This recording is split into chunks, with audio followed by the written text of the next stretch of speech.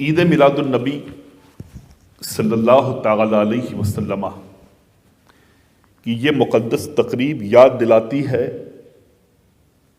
آقا کریم صلی اللہ تعالی وسلم کی ظاہری زندگی کو۔ چند احباب، چند عاشق، چند کلمہ گو، چھوٹی سی جماعت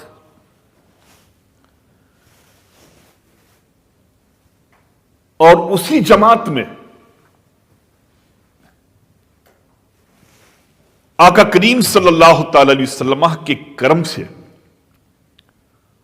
ان کی نگاہ ناز سے پلا ہوا ایک شخص، بڑا ہی عاشق اور بڑا ہی دیوانہ، جسے دنیا، جسے کائنات حسان ابن ثابت کہتی ہے۔ وہ بارگاہ نبوی میں حاضر ہوتے ہیں اور عرض کرتے ہیں، یا رسول اللہ، یا حبیب اللہ، اے میرے آقا، آپ کی محبت، آپ کی الفت، آپ کے پیار کو دیکھ کر کے میرے آقا یہ دل اتنا بے چین رہتا ہے، اتنا بے چین رہتا ہے کہ میری زبان پر صرف آپ کا درود، آپ کا نام، آپ کا کلمہ، دل میں صرف آپ، بقیہ کچھ دور دور تک مجھے نظر نہیں آتا۔ جو لکھتا ہوں وہ آپ کے لیے لکھتا ہوں، اور اگر میں دو روٹی کھاتا بھی ہوں، اگر کچھ پیتا بھی ہوں، تو اے آقا اپنی زندگی کو بچانے کے لیے نہیں، بس اس لیے کھاتا پیتا ہوں کہ اس سے طاقت رہے اور میں آپ کا دیدار کرتا رہوں، آپ کی محفل میں بیٹھتا رہوں، آپ کی صحبت میں بیٹھتا رہوں۔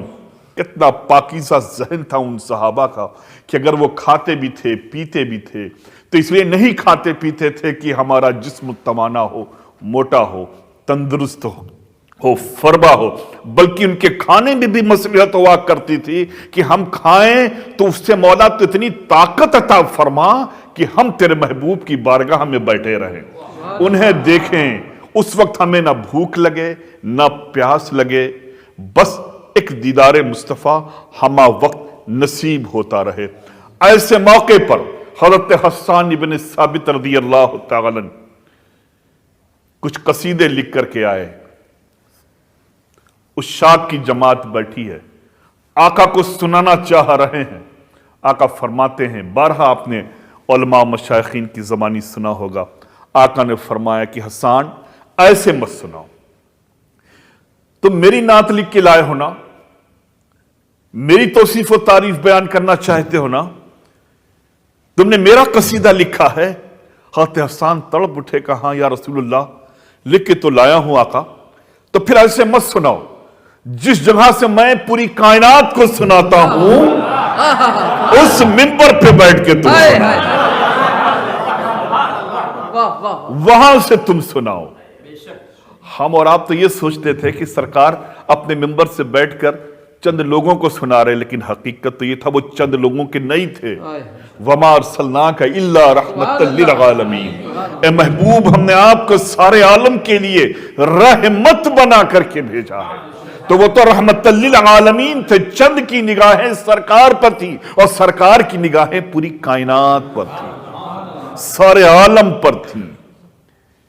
عزیزو، اب حضرت حسان وہاں سے منبر رسول پر کھڑے ہوتے تھے اور وہاں سے وہ آقا کی توصیف و تعریف کے کلمات بلند کرتے، تو آقا سبحان اللہ، اللہ اکبر کی صدائیں بلند کرتے اور انہیں شاباشیاں دیتے، ان کے حوصلے بلند کرتے۔ یہ ہم نعت مصطفیٰ صلی اللہ تعالی وسلم سنتے وقت سبحان اللہ کی جو صدائیں بلند کرتے ہیں، یہ ہماری تمہاری ادائیں نہیں ہیں، یہ ادائیں مصطفیٰ ہے۔ سبحان اللہ کہنا بھی سنت، کہلوانا بھی سنت۔ عزیزو، اتنی بڑی آفت آئی ہے نا 2 سال سے، جو دبئی میں پھنسا ہوا ہے، جو انڈیا میں تو انڈیا میں پھنسا ہوا ہے، جو جہاں ہے وہاں پھنسا ہوا ہے، ہر ایک کی زبان پہ یہ وبا بھاگی گی کیسے؟ پہلے ہوا کرتا تھا، بنی اسرائیل کے حالات اٹھا کے دیکھیں،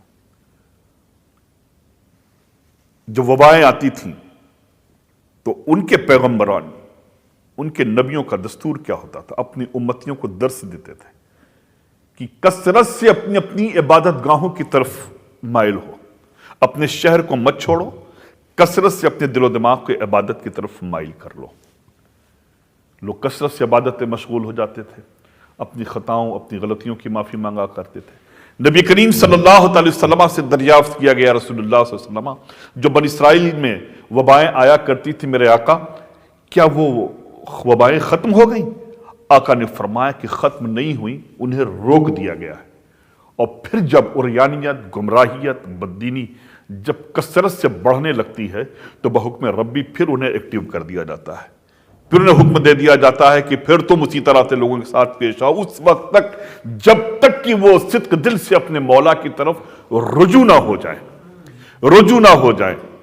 یہیں سے ایک بات میں جو سمجھانا چاہتا ہوں عید میلاد النبی کے موقع پر، کہ آقا کے سگے چچا حضرت عباس وہ تشریف لے گئے محبوب خدا صلی اللہ علیہ وسلم کے پاس، کہا یا رسول اللہ، یا حبیب اللہ، میں آپ کو کچھ سنانا چاہتا ہوں۔ کہا میں کچھ آپ کا قصیدہ لکھ کے لایا ہوں، آپ کی توصیف و تعریف میں کچھ لکھ کر کے لایا۔ کون کہہ رہا ہے؟ سرکار کے چچا فرما رہے ہیں، میں لکھ کے لے کے آیا ہوں، وہ میں سنانا چاہتا ہوں۔ تو میرے آقا نے فرمایا کہ اے عباس، اے میرے چچا، اللہ تبارک و تعالی تمہاری زبان کو پاک و صاف فرمائے اور تمہیں ہر وبا سے بچائے، تمہاری زبان کو ہر تکلیف سے بچائے، ہر وبا سے بچائے۔ وہ لکھ کر کے نعت مصطفیٰ لائے تھے، آقا نے بھی سنا بھی نہیں ہے، انہیں دعائیں دے رہے ہیں۔ کیا دعا دے رہے ہیں؟ کہ اللہ تمہیں ہر وبا سے بچائے، ہر تکلیف سے بچائے، ہر پریشانی سے بچائے۔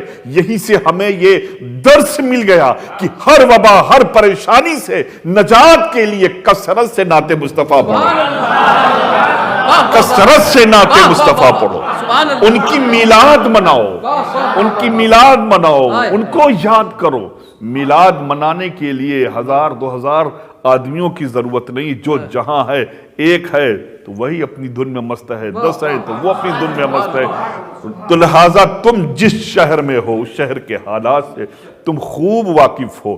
تو ہمیں شہر کے ماحول میں نہیں چلنا ہے، ہمیں تو اپنے دینی ماحول میں چلنا ہے۔ ہمیں وہی کرنا ہے جو پیغمبر اسلام نے کہا ہے، ہمیں وہی کرنا ہے جو بچت نے پاک نے کیا ہے، ہمیں وہی کرنا ہے جو صحابہ نے کیا ہے، اور ہمیں اپنے ملک کو چھوڑنے کے بعد وہی کرنا ہے جو ہمارے خواجہ نے ہمیں بتایا،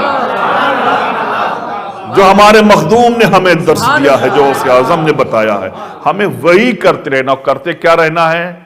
روزانہ جب فرصت پاؤ اپنی ڈیوٹی سے، کچھ نہ کرو، کم سے کم 100 مرتبہ ہی درود پاک پڑھ کے آقا کی بارگاہ میں پیش کرو، سونے سے پہلے پیش کرو کہ اے میرے آقا، یہ آپ کی بارگاہ میں نظر سے آپ قبول فرما لیں، اور ہماری تکلیفوں کو، ہمارے اہل و عیال کی تکلیفوں کو، ہمارے گھر والوں کی تکلیفوں کو دور فرما دو، کیونکہ تم مسافر ہو، اور جو حالت سفر میں ہوا کرتا ہے اللہ تبارک و تعالیٰ اس کی دعاؤں کو خوب قبول فرماتا